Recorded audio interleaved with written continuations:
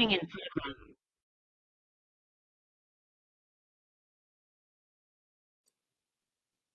last Green National Heritage Corridor is a large area of land in northeast Connecticut and southern Massachusetts that is largely uninhabited and forested.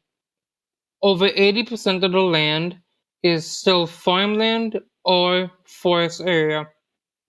Across the landscape, rolling hills are very common. Also common are several mountains, such as Snow Hill, which has a 1,200-foot summit, and Bailey Hill, with a 1,321-foot summit. Both of these mountains are very tall, and hundreds of people visit and hike these mountains year round. Because of this, it is important for the natural landscape and resources to be managed and treated properly with proper resources. There is absolutely no doubt that the Last Green Valley National Heritage Corridor is a unique national resource and should be recognized as one. The Last Green Valley is one of the last areas with a clear night sky in the greater DC Boston metropolis corridor. At night, the region appears distinctly dark amid the urban and suburban glow when viewed from satellites or aircraft. This geological feature is of great importance, especially for many animals. For example, species like white-tailed deer, black bear, moose, and bobcats can all use this corridor to move up and down the state safely and hopefully with no human interaction.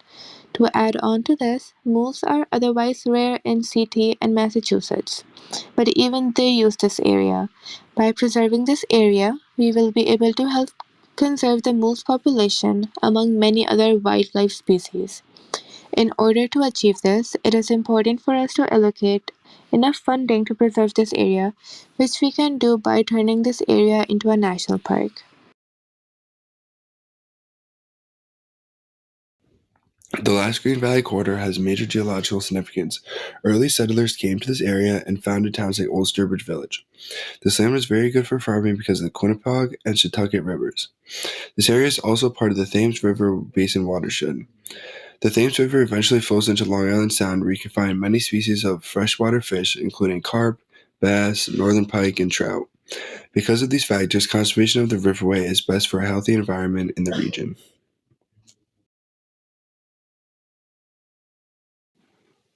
The skies don't lie.